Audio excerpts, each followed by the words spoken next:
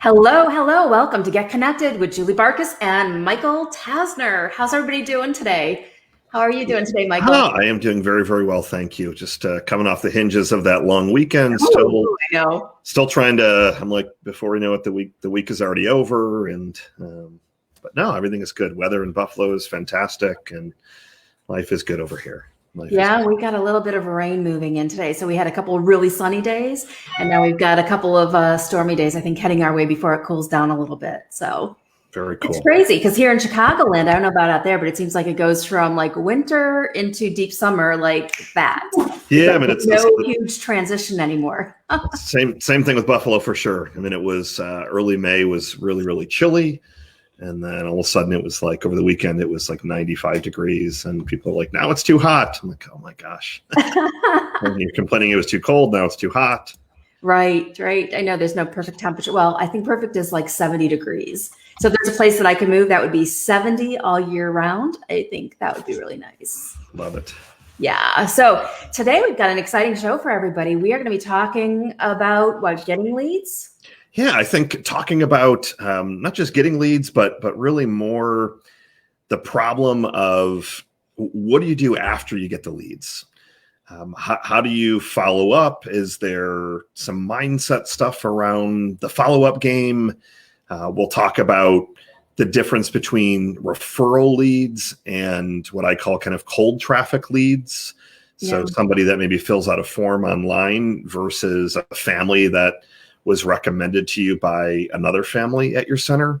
Mm-hmm. So really just kind of talking a lot about the problem, but also the opportunity then of improving your follow-up game from kind of the top down or even the bottom up. If you have a receptionist that's answering the phones and kind of managing your leads, if it's a director, if it's yourself. So I think just talking through that a bit. And I mean, we'll give a few strategies, but I think when you and I were talking earlier, I agree with you that, I mean, we're now, I think this is what episode either 8 or 10. I'm losing track already, but I mean, at the very least, 8 hours of kind of actionable content. Ooh, and lots of good stuff. Yeah, I mean, lots of shows. Yeah, definitely. So I think to your point, I know you and I were kind of worried about information overload and some of these centers not taking enough of the actions that we've talked about. So we want to make sure that we're continuing to talk through some of the challenges and the opportunities and not just spewing lots and lots of tactics, even though I know that I love tactics, but if some of the other root causes are not fixed, the tactics really won't actually help you. Yeah, and I think where I've seen a lot of childcare owners stumble, especially when they come into our campuses, they feel like they just can't keep up with the Joneses in terms of like, oh my gosh, here's a boatload of strategies I've got to implement. I just can't keep up with this. And it makes them feel like, we're not good enough. We're not doing things right. And you don't have to be big to be incredibly successful. I just want to put that out there. But when you're looking at what everybody else is doing and every other strategy out there and all the strategies we're talking about, it's not about seeing how many you can implement and how quickly. It's about getting really in alignment with the right strategy for you, which is a tougher piece of the puzzle. So really think about, well, what strategy is going to work for me? And you might even think about, well, what strategy is going to be the funnest to implement, right? Because we talk about live videos, and I think live videos are fun and they always take a little bit of a mindset shift to get over. But once you start doing them, it's fun. But start thinking about which ones will really serve you and are in alignment with who you are and the vision that you want to bring to life. And just focus on the next 1, 2, or 3 things that you're going to do. Yeah, I mean, I'm thinking of a conversation I just had literally yesterday. It's with one of our childcare centers that we're working with, and she's reopened and driving some of the families back that decided to withdraw, and also drive some new leads to get her enrollments full. And she sent me over a note of, hey, I went and listened to a webinar and here are 15 other ideas. What do you think of these? And for I always have to take a breath and because here we go.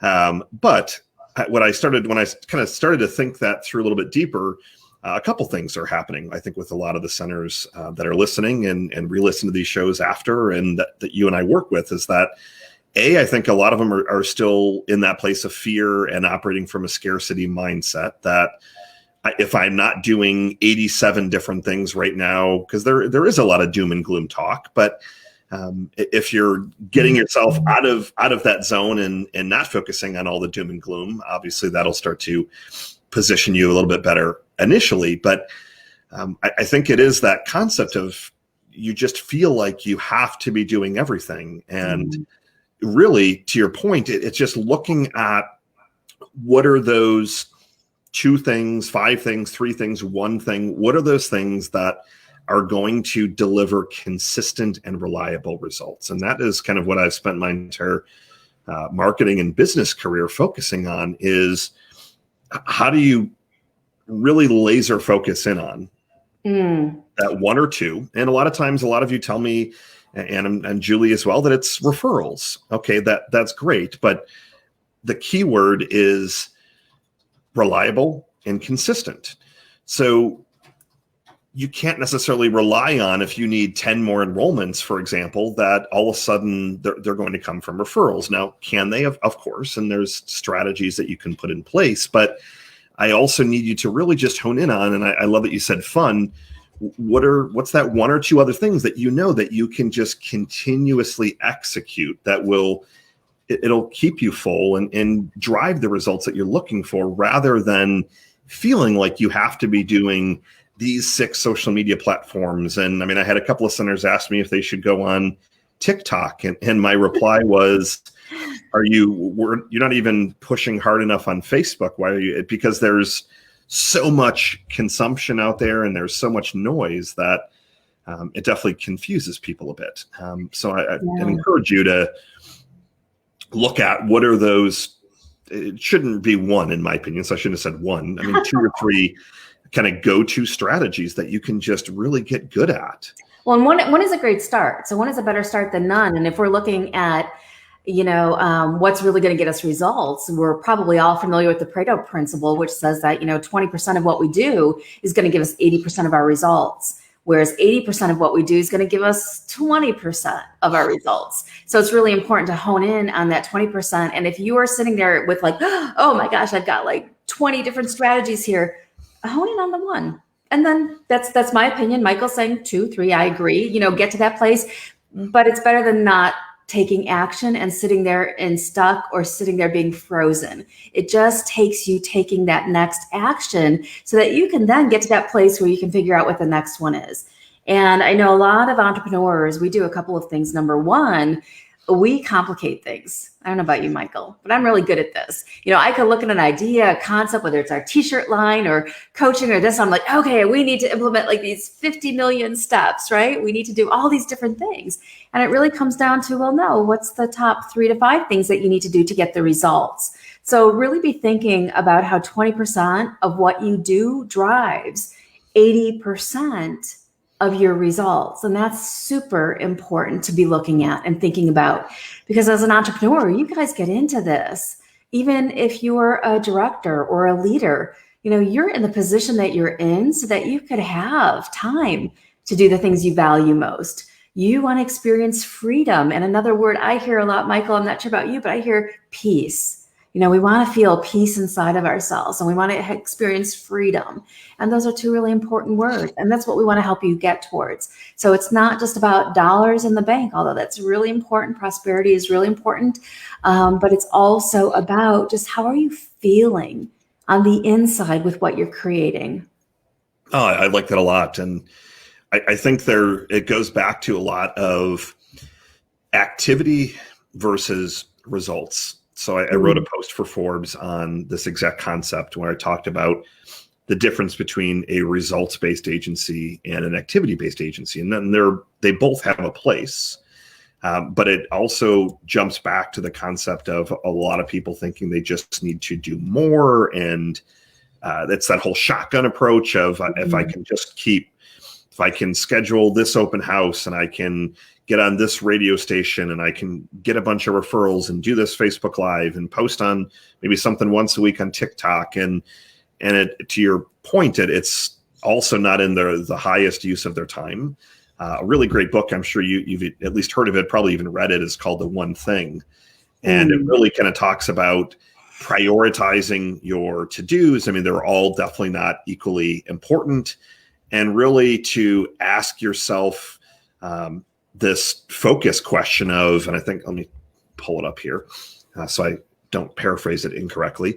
What's the one thing I can do such that by doing it, everything else will become easier or unnecessary? Yes. So if you continue to get yourself into that mindset and that mode of operating, it starts to like remove the distractions. And I love to do a lot of things also. I mean, it's just that whole that entrepreneurial ADD that I like to call it. And I find myself having to kind of bring the focus back so that I am focusing on what are those one or two things that are going to actually move you forward, that are also the things that you're going to resonate the most with. Yeah. And, when we get stuck too in the doing, we have to think, well, where does that come from? And some of us are trying to prove our worth, and we think our value as a person is associated with how much we're doing, right? We're doing. There's got to be value in here. And I really encourage you to think about, well, what am I doing that's driving the result? And also disassociate your value with what you're doing, because it's not really tied up in how much you're doing, but it's ingrained in us from a very young age. I don't know if you've had that experience, Michael, where it's like, all right, who was sending me these messages when I was a kid to say, you got to do. And I know for me, it was my father, where when he would come home from wherever he was, if we didn't have a broom in hand and we're scrubbing down the house and passing the white glove test, whatever it might be, it was like, well, wait a second, you guys have a lazy streak. You're not doing anything. And so as soon as his car would pull in the driveway, we would get up and we would start doing. And we learned that was a huge way that we would get approval and that we would feel valued. And I think a lot of people have similar situations to that, where it's like in the doing. So I've had a client who grew up on a farm. And she with her childcare program, she wouldn't let go of a lot of different tasks, because she's like, no, I was taught growing up that, if I could plunge a toilet, I'm going to plunge a toilet. If I could fix this, I'm going to fix this. And she wouldn't hire anything out. So it was really leading her to work 60, 70, 80 hours a week. And she got so caught up in the doing. Oh, that's crazy. Yeah. But it happens a lot, I think. Catherine said, good morning, beautiful. So I don't know if she's referring to you or me or both of us, but maybe you. Yeah. Good morning, Catherine. Good morning, Catherine. Nice to see you. So thank you for the nice comments. So no, I'm with you 100%. And yeah, I think if we start to look at the challenge, and to me, it's a challenge, it's a problem, it's also an opportunity of, once you kind of get those one or two or three tactics that are kind of working for you on a regular basis. Yeah. One of the biggest things that I am seeing day in and day out is and I'm just kind of thinking this through as we're talking, leads that come in. And when I say lead, it could be anyone that's raising their hand. So that's submitting a form on your website, that's submitting an email, that's calling one of your phone numbers. So they're saying something along the lines of, I want to learn more. And when I start to kind of go through that process, because one of the things that I'll often do after someone kind of becomes a client, or sometimes even before, just to give them some candid feedback, though it isn't always well received, we secret shop them. And we'll see, how long does it take for someone to get back to us? We'll just ask some general questions on the phone. Tell me about your program. Tell me about the price, which is everyone's least favorite question. That if you go right to price, how do they answer it? And start to get this feedback. But what I then realize is that usually after that initial either phone meeting or that initial email response, usually it goes silent. And there's a lot of things that I think that you and I can kind of unpack. I think that there is a lot of mindset stuff around, because I know that I've heard this, well, these leads are junk, or they're not, they should be enrolling immediately, for example, or worked with some centers that they feel they shouldn't have to follow up because their center is so prestigious. And I'm not saying that it's not, Right. But I think that there's a combination of some mindset shifts. I think there's a combination of some tactical things, some training things. So I think there's a lot of opportunities that we could kind of talk through without overwhelming people, and kind of really, again, talking through the challenge and the problem here of, as things continue to pick up, my concern is that if you don't have your follow-up game on point and you start to execute some of these new tactics, that they're going to almost fall on, deaf ears, for example. Yeah. And they're going to just kind of be out there, for example, and you're going to continue that mouse trap, or continue the mouse wheel of trying to just fill more at the top of, we need more leads. But usually, leads usually are a good way to kind of start the conversation and infuse a little bit of momentum, like an IV drip, like it's gets a little bit of momentum there. But what I'm finding, and I'd love to hear what you're seeing, that the bigger challenge often is the management of those leads, the way you're answering the phones. Are you doing it? Is your front desk? Like there's a lot of other stuff. Yeah. So I agree. And I think that the leads, the follow-up, again, the follow-up the fortune is in the follow-up, really having good systems in place. And to me, from a mindset perspective, to be brutally honest, a lot of us get addicted to the stress of how we run our lives and how we run our business. So if we're always like, we let things come in and they pile up, and then it's like, oh, but wait, I got, all these people, I can't follow up with these, and I'm always putting out fires. It's almost like we get prideful in having those things part of our life, right? So now it's the time to really engage your active imagination to say, okay, how can I manage things in a more peaceful way, in a more fun way? So a lot of it is shifting your mindset to believe that something is different. Something different is possible for you when it comes to the leads you get in, how you follow up with them, how you build those relationships. But we've seen that too, where it's like we get a whole pile of leads in and then we don't have time to follow up, or we're thinking, yeah, there's no good leads here. When we've seen people shift their energy behind the action that they're taking, and the next thing you know, the results are absolutely transformational. And that's what blows me away. And sometimes I think the results are kind of like magical, but you've got to, really right now, take a look at, what do you want your process to be like when leads come in, or when you start meeting people, however it is, what do you want that to feel like for you? And a lot of times in our mindset, we have negative feelings about it because we're like, well, how am I going to follow up with them? Are they going to like us? Are we going to be better? And then we're not really attracting the right situation or the right people to us, or attracting people who are going to cause more drama for us. That happens too with the clients that we bring on board. So that's just kind of like the mindset angle of this, is to really look at what you want to experience and then start getting clear on what that's going to look like for you going forward. And right now is the time to start setting yourself up for success with the leads that you do meet. And we brought somebody on our team once, and her sole function was to go into childcare programs and just see what happens, to go in for tours, to go in and it was very few centers who actually followed up with thank you note or thank you card or some kind of valuable information that would have helped our team member make that decision in terms of where she wants to enroll. So, to me, it's how do you shift your mindset so that you're not addicted to the stress? And to me, it's about engaging your imagination so that you can really start experiencing a different reality, right? You got to get used to things being peaceful and consistent and fun, and where you see yourself really running your business the way that you desire, really managing your program in a way that's dreamy for you.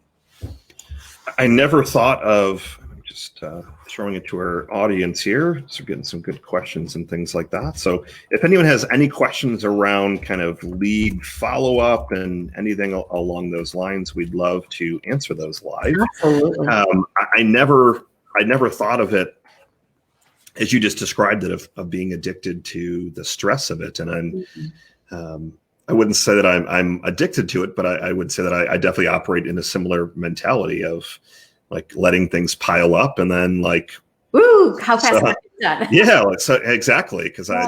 I mean, I'm getting my master's, and my dissertation paper or thesis is due in like 10 days. I should have been working on it the last 6 months, Yeah. and I let it, I let it pile up. And so no, that's it's a really interesting concept Well, of, and there's a reason teachers have deadlines, right? And there's a reason IRS has deadlines because we're human. And as humans, we do function really good when that stress hits.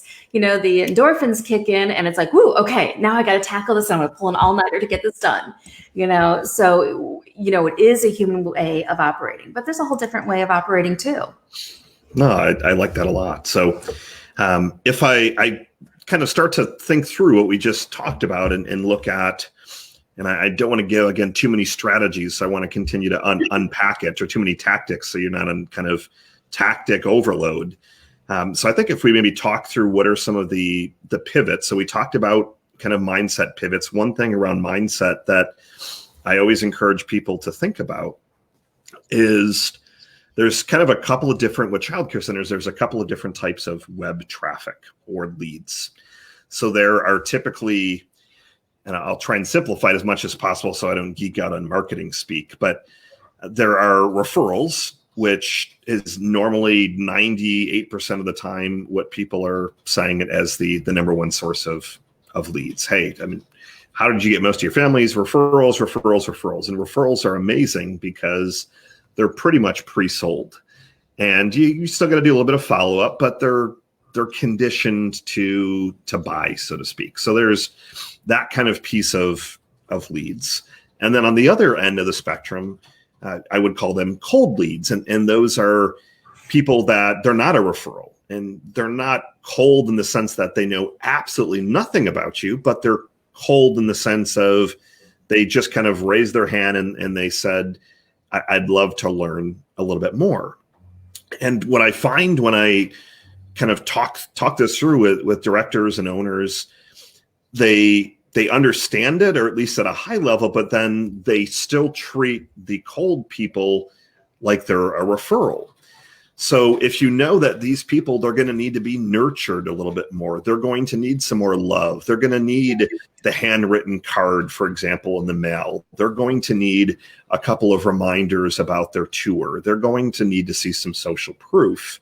Mm-hmm. If you start to look at least initially, how can you improve that experience with those particular leads, even if you don't do anything else that we're going to talk about today, that one thing alone will just start to help improve your conversion. Because from a marketing standpoint, and I love to manage businesses by numbers. And again, I know that it's easier said than done, but as an owner or director or leader in a childcare business, you want to know what are those key numbers. And one of the key numbers you want to be tracking is obviously kind of the number of leads.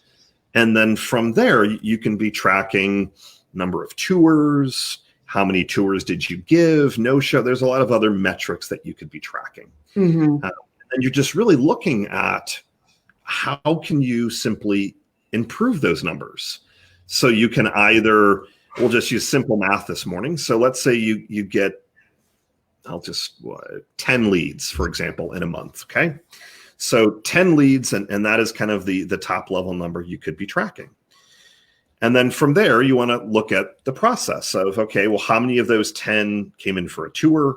Let's say 5, and then you generated 2 enrollments. So what you're able to do then is you're able to look through the whole process and see, okay, 10 leads, that generated 5 tours, 2 enrollments. So we won't go through all the percentages, but you can obviously then break those out of percentages. Okay, you had a 50% conversion from lead to tour, and then your tour to close, and you can start to get those metrics.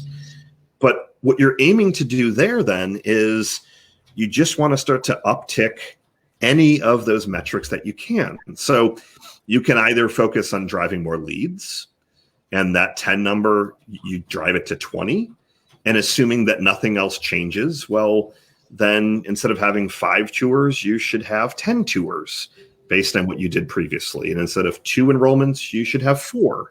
Or you can look at, is there something that's happening on the phone that is causing only 50% of the people to come in for a tour? So what if you had a better phone script? What if you smiled when you were on the phone?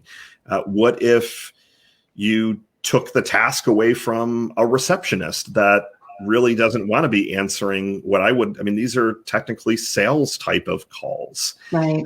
Can you start to bump that number a little bit? Yeah. And if you bump that, you could still have the 10 leads and then still improve. So there's a lot of ways to kind of look at this and improve. And as you said earlier in the conversation, it really just picking the one area that you want to focus on. Yeah. And the thing that I love about numbers, and I know a lot of people get a little, what I call number shy. We had Maddie on back a few weeks ago, and even looking at our books, looking at our numbers, but, a lot of people, there's a whole mindset shift about getting in touch with your numbers. But what I love about numbers is that it helps you see what's working. Right. So if you look at your numbers and it's like, okay, not that many calls are coming in, you could say, okay, well, what do we do to get more calls coming in? So Michael's giving you some great numbers and great numbers. I don't think we can hear you, Julie. What's that? Oh, sorry. No, must have been the audio on my side. Sorry, keep talking. Now I forgot what I was going to say. No, but the thing about numbers is they show you what's working. So really look at your numbers that way. A lot of people look at their numbers. So again, this is mindset shifting, is that a lot of people look at their numbers and then the numbers make them feel bad. They make you feel like you're not doing something right. But look at it as an opportunity to say, oh, well, what can we be doing more of? What can we be doing differently? What's working with what we're doing? So use the numbers or your key tracking indicators that you're going to be using, use them to help you see what's working and get excited about that, because there are things that are working that you're doing. It's just finding those things that you could be doing a little bit differently or more of to get a different result. Yeah, just trying to optimize one piece of the puzzle. And I think that's where a lot of childcare centers get overwhelmed, is they look at everything. So, well, geez, we only got 10 leads last month. We only had 5. So they look at the whole piece. I like to just start at one of them. Yeah. And you can either focus on driving more leads, and that would be kind of leveraging other sources of traffic and more referrals and different things like that. So there's obviously ways to do that. Or I really believe that it's not just the fortune is in the follow-up, but it surely is, but it's getting the mindset right about the type of leads that are coming in, knowing kind of the best way to kind of tackle these people and how to answer their objections and how to be prepared and how to wow them and deliver a really great experience. That is typically where I encourage childcare centers to focus on, is how can you improve that experience, knowing that if they're not a referral, they're going to need some love and attention from you. And it's either you put some other systems and processes in place, which is normally what I like to do, but that's a piece of it, or you just need to make it a priority. It needs to be one of your one things to focus on. You definitely want to do some mindset work around, these types of people. And I know that you've used the word often, to know that you're worthy of receiving, the dreamy family. So I think that there's a lot of self-sabotage, for example, when you're on with these leads. So that there's a lot of things that you can start to unpack when you really look at this problem of, it's not always just the lead follow-up isn't great. There's usually a lot of other pieces to this puzzle. Yeah. And the mindset piece is really tricky too, because it's all happening subconscious, and we don't really know that we're sabotaging ourselves. We don't really know that we're not necessarily feeling worthy.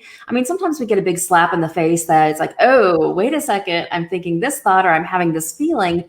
But a lot of times we're just operating, out of this place that we normally operate from. So this is why it's really important, to have a coach and to work with somebody so that they could be helping you see where the blind spots are and what you're not seeing. I heard Les Brown talking once, and he said, you can't, what did he say? You can't see the cereal if you're inside the cereal box. Love Um, it. and it was a quote that I used to think about years ago, where it's like, you can't see the picture if you're in the picture. So you can't step back and really see it if you're in it. And a lot of times the mind piece, it's so critically important and we don't even know what's going on. And this is why it's really important to gain that awareness, like, what are my thoughts around this process? And that's one thing I would really encourage you to do is anytime with any strategy, ask yourself, well, what's my thoughts about it? So when you think about your voicemail message, what's your thoughts around your voicemail message? When you think about how the phones are answered in your center, what are the thoughts that you think around the way your phone is answered? When you get a referral in, what are your thoughts? Do your thoughts go to like, oh my goodness, what if we're not as good as they think that we are? Or, whatever it might be. But it's really gaining awareness about the thoughts that you're thinking with each one of these little pieces that's going to really determine where your mindset is and where the up leveling can happen. Does that make sense?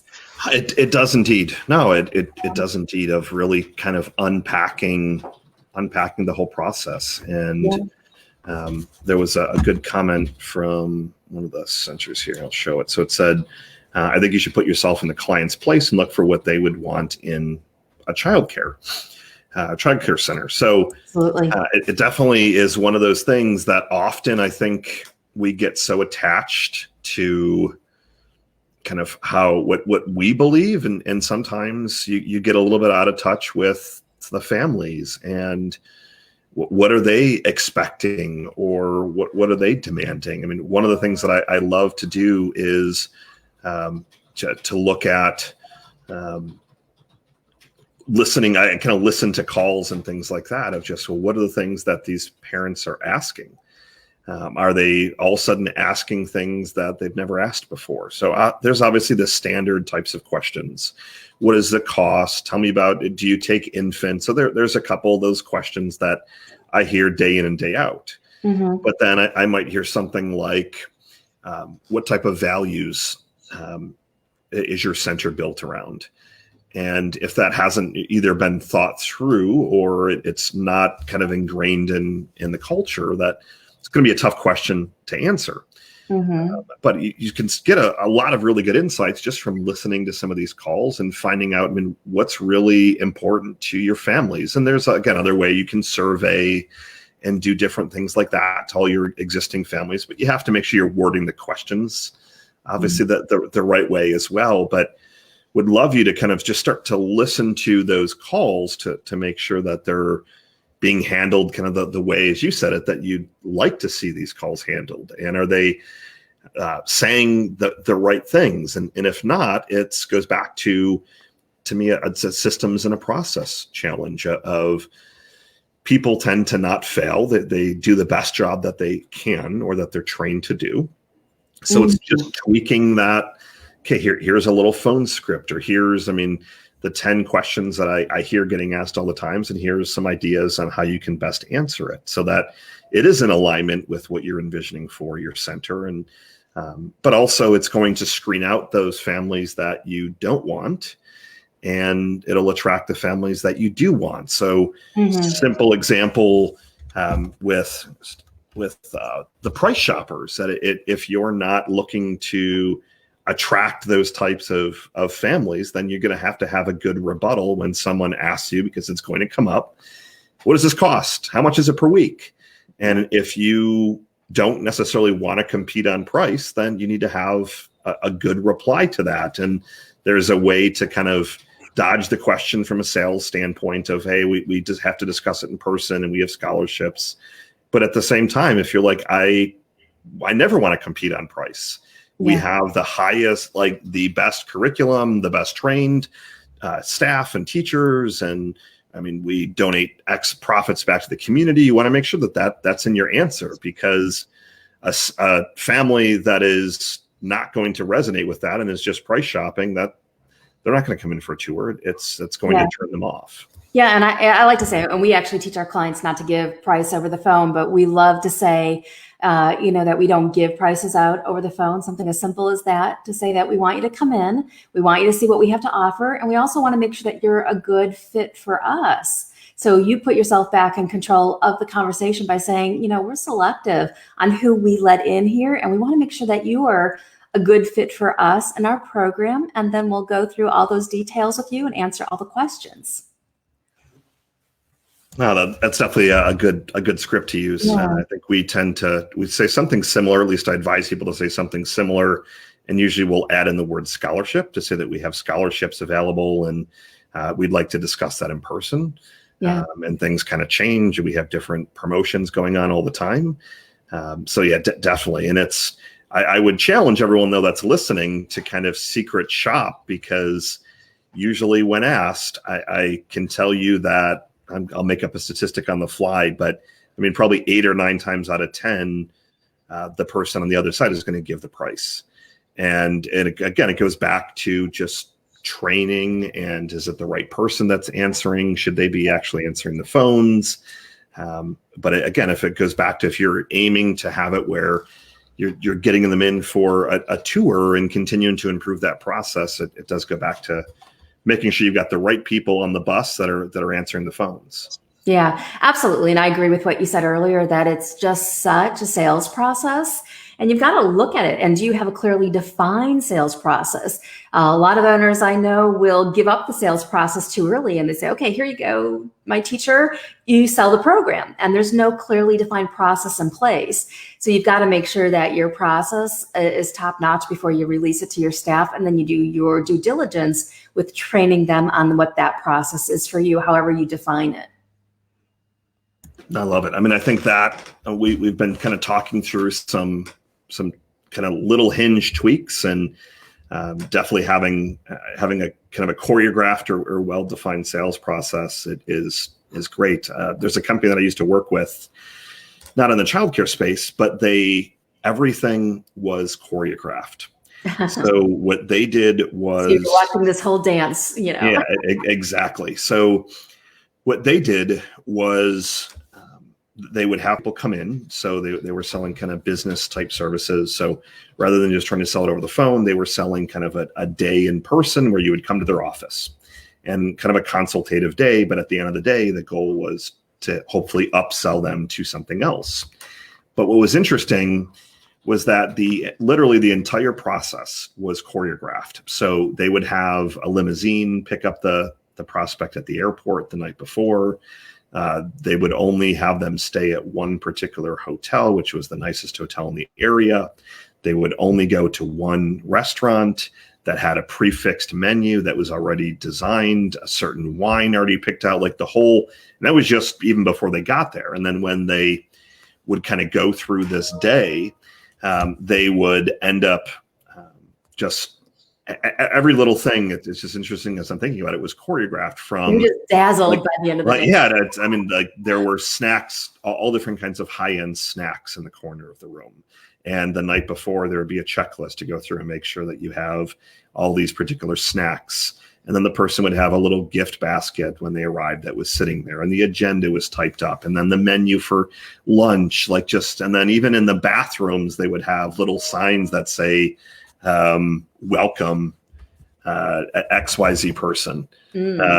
So it was just really, really unique that every little piece is choreographed. But if you start to kind of think that through, of just what are the little things that you can just improve in your process, little tweaks will start to give you better results, whether that's how you're answering the phone and dealing with those questions.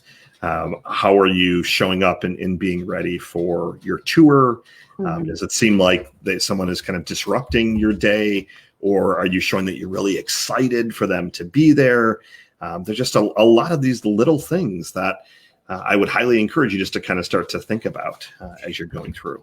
Yeah, and that example that you shared is so incredible. And I also think like car dealerships, when you go in and buy a car, especially pre-COVID time, right? I mean, there's a whole song and dance that they're singing to you about the cars, and there's a whole process. They know that once they get you in that car and you have that new car smell going, and then once you buy the car, the whole process afterwards, it's like all laid out and all structured. And one of the things that you were talking about earlier is really warming people up. So there's a difference between referral leads and cold leads. And I really believe that, to talk non-marketing for a moment, non-marketing terms, to me, it's like courting, or it's like dating. And this is the same thing with your staff too, is that buying something or enrolling in something or making the investment decision in something, it's such an emotional process. So we have to ask ourselves, are we connecting on an emotional level? And by having processes in place, like Michael was talking about, you've got the best, with his company, got the wine, you've got the dinner, you've got the limo, you've got the best hotel. And we're not going to do that at our childcare programs, right? But what is it that you can do to really court the people who are those cold leads, to transform them into warm leads? And I think even your referrals that come in need that courting, especially since a lot of the decision makers are going to be the women. And if they just connect emotionally and be like, oh man, I don't know, it's like they were just dined and romanced, right? Then they're gonna be like, I don't know what it is about ABC Childcare, but that's the place where we need to enroll. I know that they're gonna be treating our children incredibly special because of how they felt. So it's such an emotional process. And I'm a huge fan, not to discount anything that you just shared. I'm a huge fan of kind of shock and awe kits as the market. Yep. Like what can you have ready that when they walk in, they are getting handed something at the door. Now, this can be as simple as a nice swag t-shirt, for example, with it being summer in most places and warm. I mean, is there something that you could tie in? Here's a little, I don't know, I would want to say, I was thinking cooler because I needed another cooler last night, but that might not be the best gift. But I mean, maybe a fun little, pool toy for the kid, just something that it is fun. And it doesn't have to always have your logo on it. That's one of those crazy things. There's the book, the name is escaping me, but I think it's called The Art of Gifting. And it's all about just, you don't want to be giving people things that just have your logo on them. Like that's the opposite thing that you want to do. So is there a fun phrase that you could I know I mentioned a few episodes ago, one of my favorite books is the Dr. Seuss All the Places You'll Go book. What if you handed them a copy? It's a $20 investment. So a nice hardcover copy, and there's a handwritten note that says, we're so excited to get the chance to show you and hopefully put our best foot forward today. And just, those little things, I promise you, will start to help in your lead conversion process. You will start to see your tour closing percentages go up. You'll start to see people going on social media and talking about the experience that they had. And what if, and then even after them, getting a little bit ahead of myself, but then after they enroll, what if you just do something that's different? What if you send the mom a $25 voucher to go get her nails done or her hair done? And maybe the dad, you put something in the mail, one of those, beef jerky kits or something. I've gotten a couple of those. They're delicious. Something like that. You don't have to, again, continue to go, to that extent. Yeah. But even just the small little, here's a $5 gift card to, Starbucks or the local coffee place or something. It's those little tiny micro moments and micro experiences that really will give them the warm and fuzzy. And as we're talking through this, I'm reminding myself that I need to do more of this personally. We have a shock and awe kit. It's actually right around the corner in my office. Jeff, if you want to grab me one of those boxes, I'll even maybe show one of these live, but it has a copy of my book in it. It has a magazine in it. It has like a little notepad, for example. So I'll just show this real quick. Add a t-shirt into that box.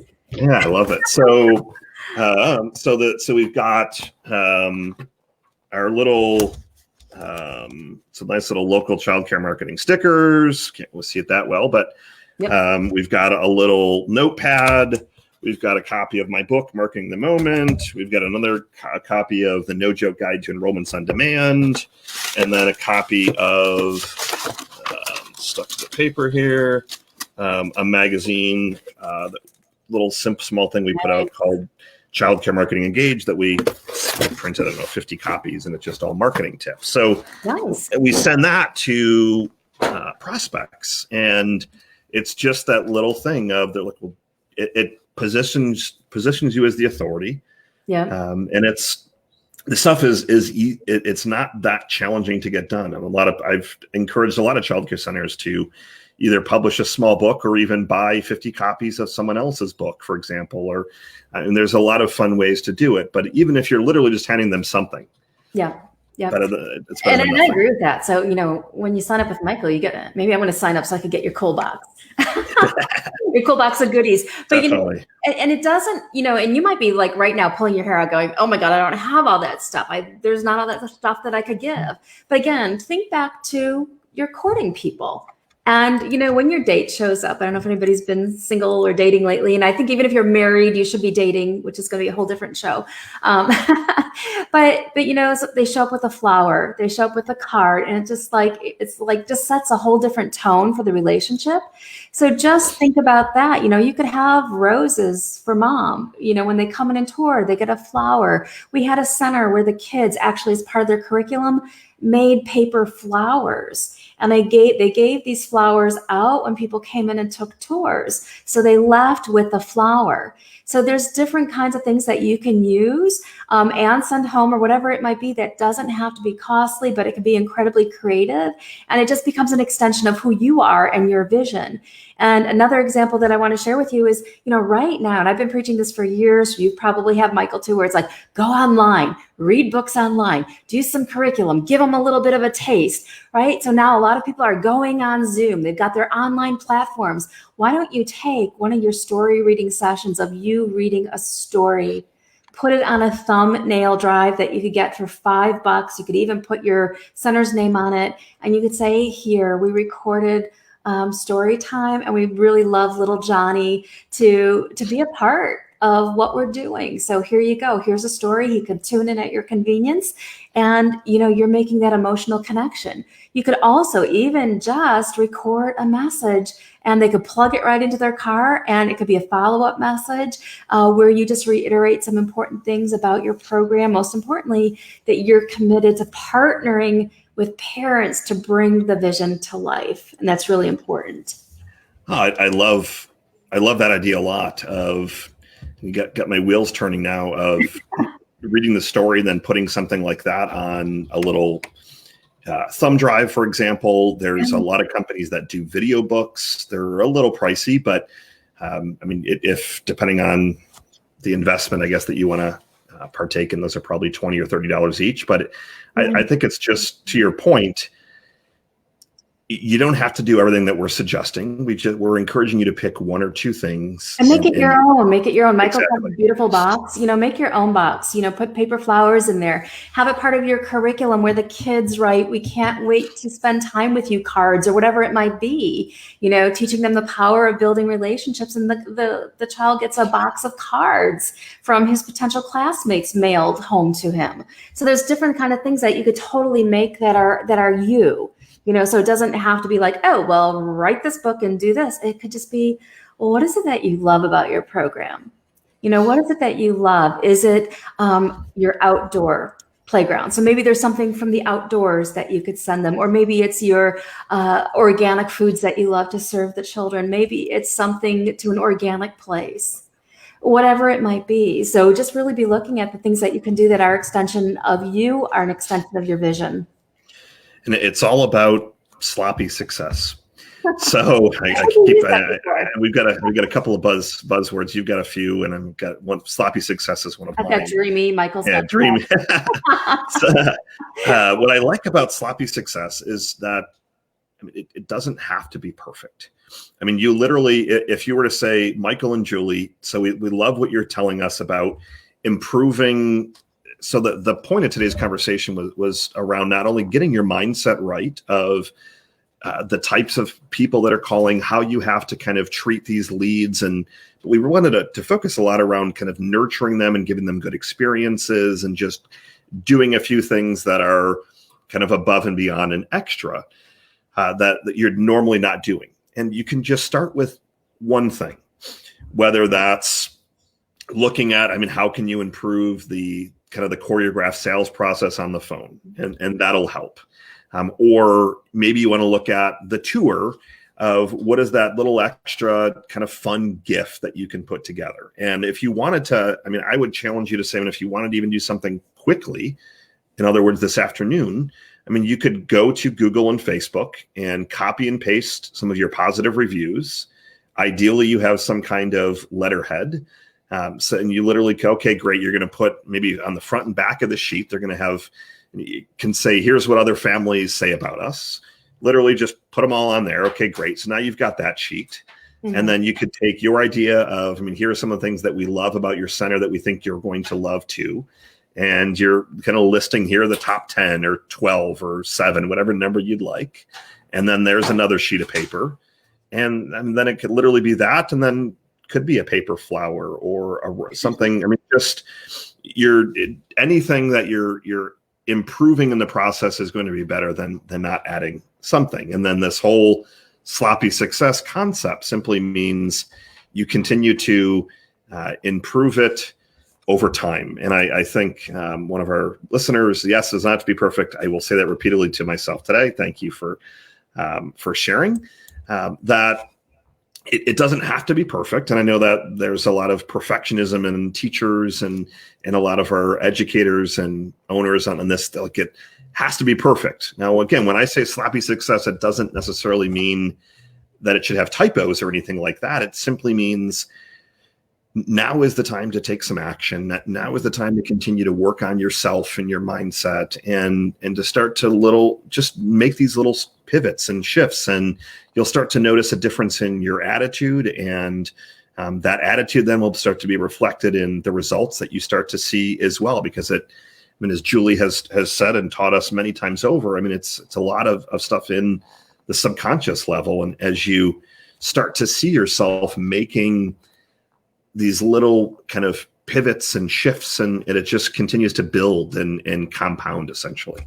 Yeah, absolutely. And if we talk about attracting things to us, which is a topic I love to talk about, one of the things that the universe or the world loves when it comes to sending you what you want is you having the positive expectancy that you are going to get results. And a lot of people are like, well, I'm not going to do that because what if nobody shows up? Or, oh, that's a lot of work. And, what if I look like a crazy person because, it didn't work?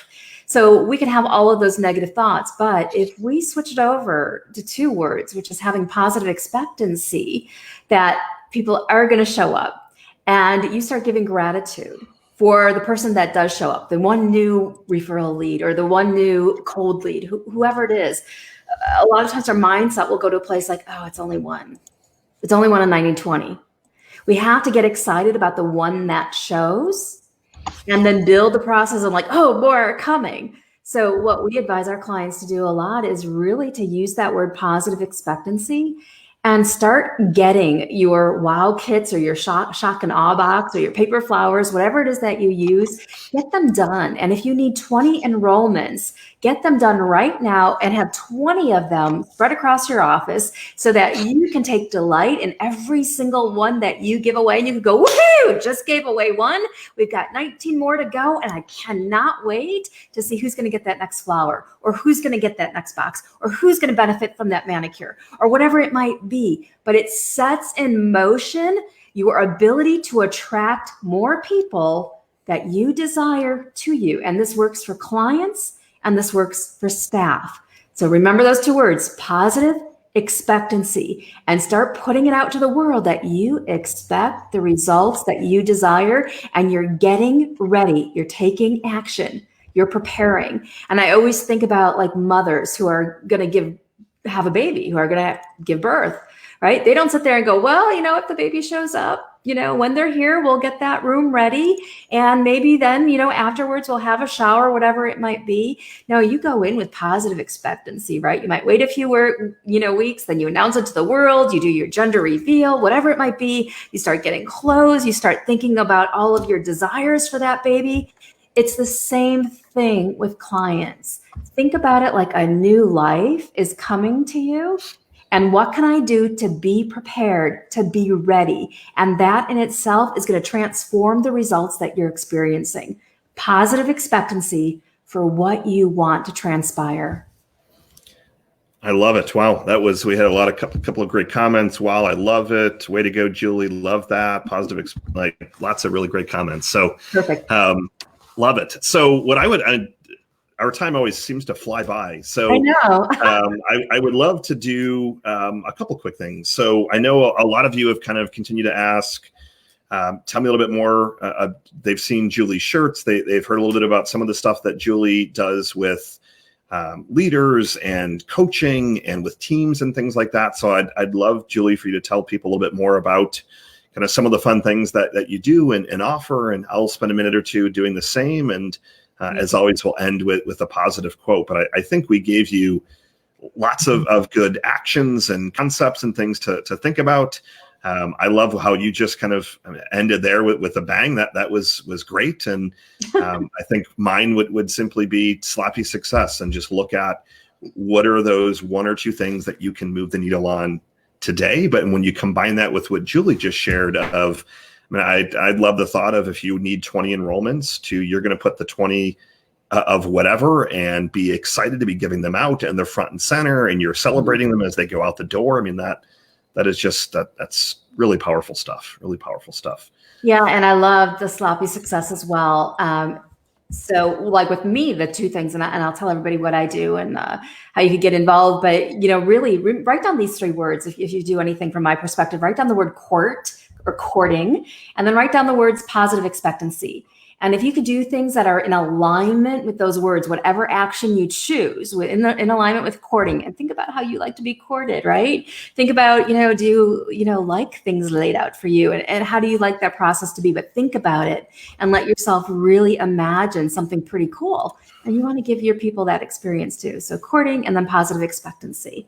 All right. Did you want me to share a little bit about? Please, yeah. Tell us. I know you've been sharing some of your fun shirts. I know you've got a mug that I'm going to have to buy a bunch of the mugs. I know, right? So tell us a little about that. And again, I know a lot of people have kind of pinged us and said, how else can you help? And obviously we try and keep these shows highly educational and informative, but we also want to give you the opportunity, if it makes sense, to have a conversation with Julie or myself or both of us, that we're here to help and support you as well, and can continue to do that at a higher level as well. So, yeah.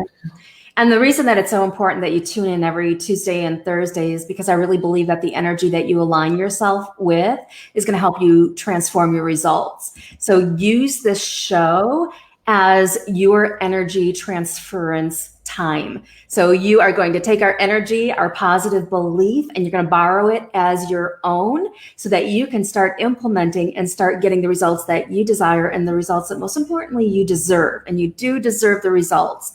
So please mark this on your calendar and use this as your energy transference time, because we believe in you and we believe in your vision. I've been working with childcare owners and directors and leaders for over 20 years, helping them create their positive, productive, and profitable childcare programs. And we do have a mentorship. We also have some coaching programs that you could get involved with if you are interested, if you're resonating with the message. And to me, it's always about meeting you where you're at. So I suggest that if you're resonating and you're like, Julie, I really want more of what you're saying and what you have to offer, I encourage you to visit my website and get yourself on my calendar so that we can have a conversation and best figure out how we can serve you. And if you go to childcarebusinesssuccess.com, there's a boatload of videos there, a lot talking about staff, talking about enrollments. And I really believe in attracting the right staff and the right clients to you. It's really important. But there's also a free masterclass that you could take. It's called the Drive Method, and that's right on the homepage. And I encourage you to take that course. There's also another one called From Lack to Abundance, as well as Building Your 5-Star Dream Team. So go there, and there's going to be lots of resources for you. And if you're resonating, let's have a conversation and get you plugged in. And then, and our t-shirts, of course, go to happychildcareteam.com. And we're going to be seeing Michael sporting his soon. Love it. Yeah. How about you? So, we are a revenue growth agency. So we work with quite a few childcare centers to just drive them more revenue. And we do that leveraging digital marketing. So we can redo your website and get your site to the place where it needs to be. We tackle social media. We tackle getting you dominating in Google and all that good stuff. But really, at the end of the day, we are a revenue growth agency, and we focus on driving high quality families that you're going to love, or dreamy families, as you like to say. And then also working with you on a lot of the stuff that we talked about today of lead conversion and lead management and a lot of fun technology that helps make sure that not only are those leads kind of raising their hands, but then they're also coming in for tours and closing as enrollments. So our URL, it's localchildcaremarketing.com. So I'll throw that up here as well. Awesome. And that is where you can go and get more information. We've got lots of fun webinars. You can grab a free copy of my book.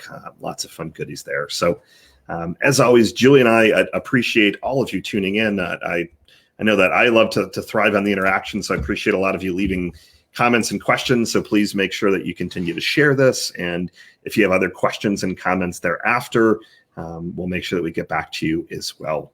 But I hope you enjoy the rest of your day. I'd love to, do you have a quote, or would you like me to find one? Well, I could pull one out of our book here. I opened up to grab one from your book. Competition, because a lot of us have the fear of competition. So in our best-selling Childcare Business Success book, we start each chapter with a wonderful quote. I have to put on my glasses so I could see. All right, so here's the quote, and this is by a gentleman named Neil Gaiman. And he says, the one thing that you have that nobody else has is you. Your voice, your mind, your story, your vision. So write and draw and build and play and dance and live as only you can. I love it. Get some great quotes in that book. Make sure you also pick up a copy of Julie's book if you haven't as well. Well, have a wonderful rest of your day, everyone. Enjoy your Thursday, your Friday, your weekend. And we will see you back here on Tuesday at 9 o'clock Central, 10 o'clock Eastern. Have a wonderful day, everyone. See you all. Bye, everyone. Bye.